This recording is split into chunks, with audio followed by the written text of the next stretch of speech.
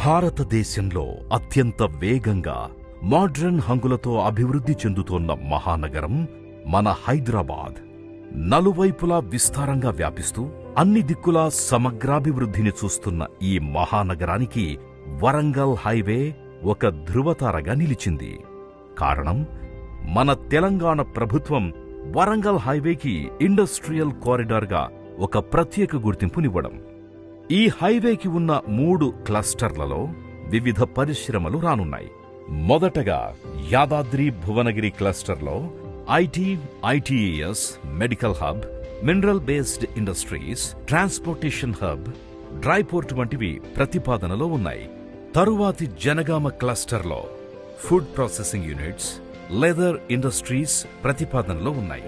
అలాగే వరంగల్ క్లస్టర్లో టెక్స్టైల్స్ తో పాటు ITES, education hub, agro industries ప్రతిపాదించబడ్డాయి. ఇక వరంగల్ హైవేలో వచ్చే మేజర్ డెవలప్మెంట్ గా కాకతీయ టెక్స్టైల్ పార్క్ ని చెప్పుకోవచ్చు.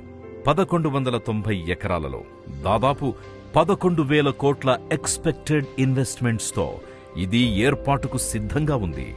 ఈ టెక్స్టైల్ పార్క్ ద్వారా అటు ప్రత్యక్షంగానూ ఇటు పరోక్షంగానూ సుమారు 2 లక్షల ఉద్యోగావకాశాలు కల్పించబడతాయి. మరోవైపు వరంగల్ అతిపెద్ద రెవెన్యూ డివిజన్ గా మార్పు చెందుతోంది. అటు కేంద్ర ప్రభుత్వం వరంగల్ని స్మార్ట్ సిటీ జాబితాలోకి చేర్చడం, ఇటు రాష్ట్ర ప్రభుత్వం వరంగల్ని 2వ రాజధానిగా అభివృద్ధి చేస్తుండటంతో వరంగల్ ఒక పొటెన్షియల్ నగరంగా మారే దిశగా అడుగులు వేస్తోంది. మరొక కీలకమైన ప్రాంతం ఉప్పల్ పోచారం కారిడార్. గచ్చిబౌలి తర్వాత మరో ఐటీ హబ్ గా అభివృద్ధికి నోచుకుంటోన్న ఈ కారిడార్లో మన రాష్ట్ర ప్రభుత్వం 430 ఎకరాలలో ఏర్పాటు చేసిన ఇన్ఫోసిస్ సెజ్ వేలాది మందికి ఉపాధిని కల్పించడానికి సిద్ధమవుతోంది. పక్కనే ఉన్న బీబీనగర్లో కూడా 200 ఎకరాల విస్తీర్ణంలో 1000 కోట్లకు పైగా ఇన్వెస్ట్మెంట్స్ తో ఎయిమ్స్ బీబీనగర్ అభివృద్ధికి నోచుకుంటోంది.